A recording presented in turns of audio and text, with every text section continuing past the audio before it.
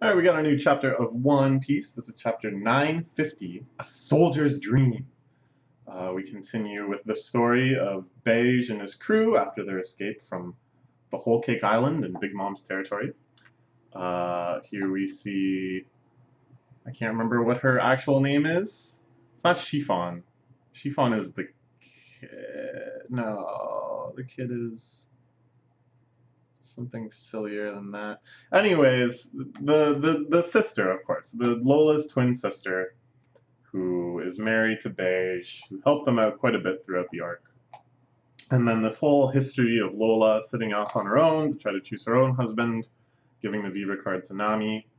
Yeah, I don't know. It was like it was a plot line that really nicely connected a lot of dots and kind of gave a lot of opportunities for allies and for progression during the Whole Cake Island arc.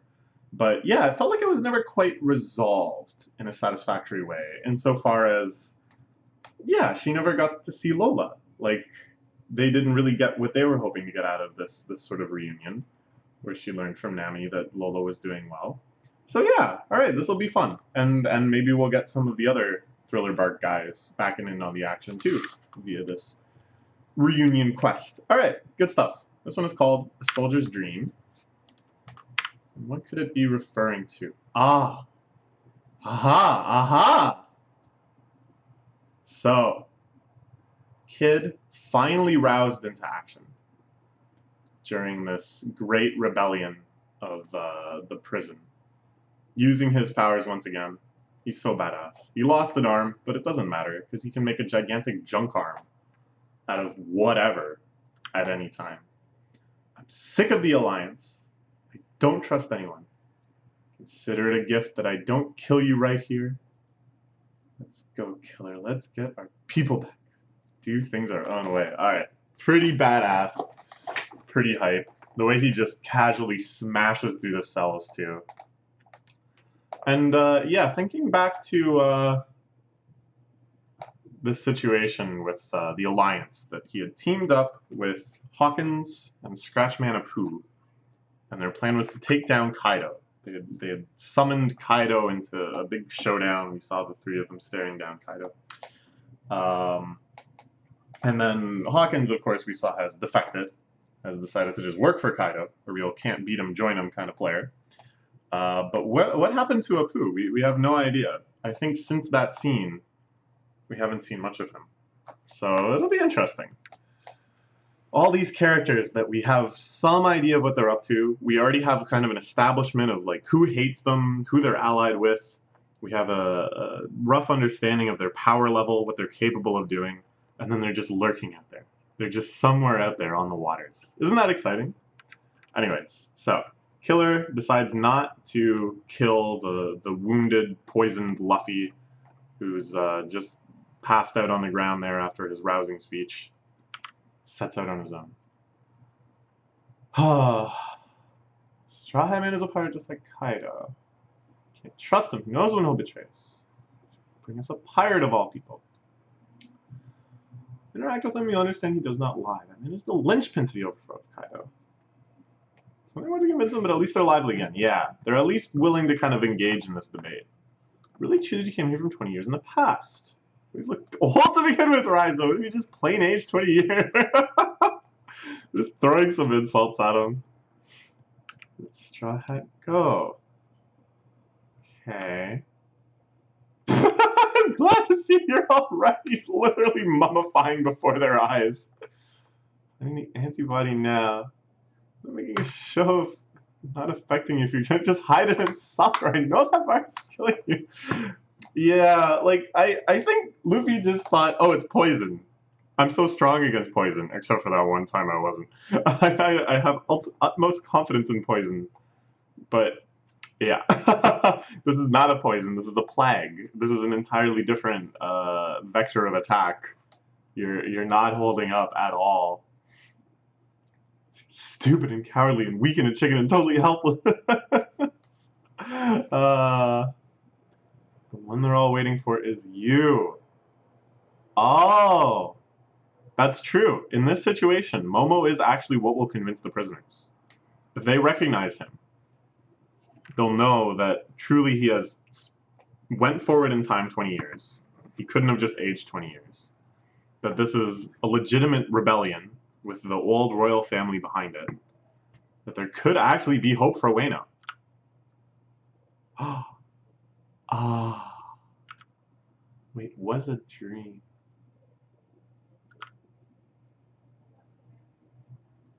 Oh, wait, hold on. I see.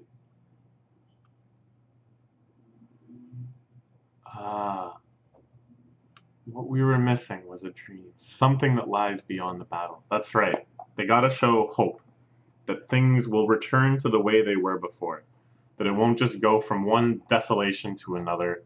From the rule of Kaido to the rule of some other intolerable shogun. To yet another intolerable shogun. To some pirate bandit. To whatever. Like, their fate just being passed around from tyrant to tyrant. Why would they care? Yeah, why would they fight to toil under a different tyrant? But no, it's Momonosuke, the child prince. They love this guy. It's not me. What I see reflected in their eyes must be my father. Great shadow cast by the Kozuki clan that supported Ueno for all those years. Never felt so heavy upon me till now. Don't be afraid, Momonosuke. Please hear me out. I will tell you what happened that terrible day and what we've been doing up until this point. Alright, so this was cool. This really changed how it was happening. It wasn't just Luffy beating up some number of people, but that sacrifice that he made. And then bringing out the prince. Yeah, it's cool. Now there's a place I urgently wish to go. I will rejoin the group before the battle. Okay. What is our boy Kappa up to? Let's cut from all of this prison stuff and just go follow the Kappa. I want to see the Kappa. Just show me the Kappa. All right. Another 2-page spread. In the Kuri country. 20 years from now. This is how hard it is to continue being legends. As insubstantial as the clouds. 10 years as far as we could get. Couldn't take it any longer. They headed to Onigashima. And they all died.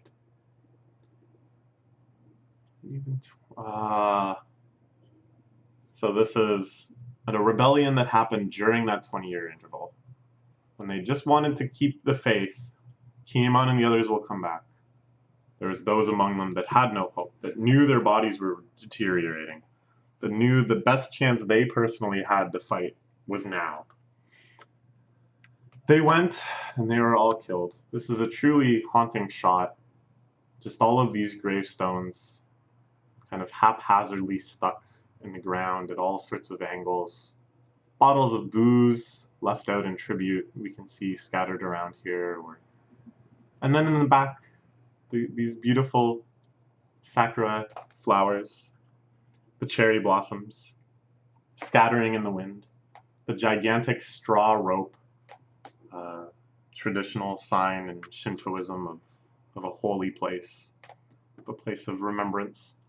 And then the rolling hills in the distance behind. Truly lovely. Again, it's like Oda must have had this index of just beautiful kind of ancient Japan scenes. Well, not ancient Japan, you know what I'm saying. Samurai era Japan scenes and tropes. Even just down to the cinematography. The way it looks. How nice. Okay, hold on. Back to single page. We won't follow Orochi, so we have nothing to eat. We'll die of illness before it ever comes to fighting. Kaido's army appears. They bust up the well. Why? They burn the fields. Why? They appeal to Shutenmaru. We can't wait. We have to try to fight. Don't stand a chance unless we raise a full army with the Kozuki name. At least when we drive properly with the katana in my hand. If I'm going to die one way or another, it might as well be as a samurai. Pretty badass, but we know. We know what happens. How we would scream to test our mettle. After all, when people value themselves too much, they become cowards who takes no risk. Surrender your name and be as a child. Think before you look. Remember our abbreviation. Raise your voice and shout Sunachi. I wonder how that was translated. Like, I wonder what that was in the original. That's a nice translation, though. Surrender your name. Be as a child. Sunachi. Yes, this is good. This is like um, it's like not really that consequential to the plot. You know, these people they fought, they died, and now they can't fight again. But it adds more gravity because now we know that all of the warriors setting forth on this battle are remembering this tragedy of 10 years ago. So it adds a little bit more weight. It actually kind of expands the world of flavor in Wano country, that there could be all number of wonderful, interesting, historical, legendary warriors that set off and died 10 years ago. And that kind of feels like maybe a bit of an oxymoron, because like how legendary or cool could they be if Oda just kind of threw them to the sea in this one flashback? But it's more to the point that like if we look at the army that's going to fight uh, Kaido in modern era, you could have kind of flavorful nitpickers that are like, is this really all that Wano can produce? Wano, that's supposed to be this gigantic populous country that has all of this tradition and this powerful warrior spirit and produces legendary swordsmen the world over. It's like, could they really just are these really all the samurai they have? Are these really all the whatever? So it's like, no. Like there could have been tons more, and they're just dead now, you know. So it's kind of cool. Like I think kind of accounting for flavor opportunity like that, because now it's sort of limitless. That any sort of trope you felt like was missing, well, unfortunately, Kaido already killed that guy. Does that make sense? Yeah. Why did it take 20 whole years? Know when the job is done, there must be a meaning to it all. Don't attempt to doubt Lord Odin. Time in 8 days, the night of the Fire Festival, the mission to raid Onigashima in the Kozuki name, and take the heads of Kaido the Pirate and Shogun Orochi. Join us if you have what it takes. 8 days. I wonder how these 8 days are going to be depicted. I like that they're setting like a clear timeline. There's like a date that everything is going to happen on. That kind of resolution and plot, I think, is very helpful to kind of anchor things, because there's a lot going on in this arc, but we know all of it is just going to contribute to this one raid, this one giant war. But I like what's going to happen between now and then, I wonder. Is there going to be a time skip at any point, or are we actually going to kind of go through every single event up until this attack? The day we've waited for, Lord Yasui's death won't be in vain. Still the way we were back then, Kinemon. We might have been the same age once, but now we're 20 years stronger. Hell yeah. Hanging out with Dogstrom. Calling him Dog. You geezers had better not hold us back. Alright. Yeah, none of us can make up a Akazaya Coral. These, of course, being the legendary warriors at the centerpiece of their battle. Meanwhile, we got some action here. Zoro chopping dudes up. This is right, yes. Zoro is running off to protect the courtesan that the ninja force was coming to assassinate. Zoro cares not for the ninja ways, for this sort of stealthiness or sneak attack type stuff. No, just fight him. He's just gonna come down and fight him. Look at this shrine. Ooh. Again, Oda must have had this bank of all of these scenes he wants to include. Look at this. Like this is what I really wanted. I've been saying this for literally like a decade. That Wano better have Zoro go full like samurai mode. I wanted to see like a samurai story of Zoro. My ultimate dream was that him and Chopper would team up, and it would be like Lone Wolf and Cub. That he would be toting around Chopper in the baby carriage. Lone Wolf and Cub, if you don't know, is one of the most legendary, no, definitely the most legendary samurai manga of all time. It's definitely worth a read. It's so cool. And anyway, I wanted that. Ever since they first started teasing Wano, and ever since I read Lone Wolf and Cub, you can look at my posts on Arlong Park forums, which I was just looking at a bit ago out of nostalgia. At any rate, I feel like Oda knew. Oda knew that people had this sort of expectation. Because this is the most traditional kind of samurai story imagery I've ever seen. He defeats some evil men by a shrine deep in the forest. How many of these stupid ninja are in this army anyways? And then a courtesan emerging from the shrine, comforts him as he sits on the steps, the Japanese maple leaves falling around them. Ah, this one's gonna officially fine physically speaking. Yeah. Right now I want to go after the guy who took my sword. So they can head back to the little mountain, or not mountain, I don't know, the snowy area hideout where she was staying, and that Zoro was fighting that guy on the bridge. Take you there, of course, the famous Bandits Bridge of Ringo, I presume. Gotta get it back by the time of the battle. Weight doesn't sit right on my waist without it. Can't forgive Orochi for this. And to avenge Tonoyasu's death. Ah. This is all just... Wait. Okay. Alright, something crazy going on now. The job is simple. Once he speaks, it'll be over very quickly. I know you got extractions of the Straw Hat clue, so you're gonna tell me what they're plotting here in Wano. All of it. So, right. Law, of course, even though he was in a position to bust out a large percentage of his crew during the execution of Yasui, they had his beloved Bippo imprisoned somewhere under threat of death. That if Law rebelled in any way, he was going to get the axe. And of course, Law, even though he's callous sometimes, even though he can be self-serving, deep down loves his crew just as much as Luffy or any other pirate. Any other good pirate. So he's not going to give in. And he's not going to rat on the alliance and the war either. So he's just sitting there with his smirk, plotting.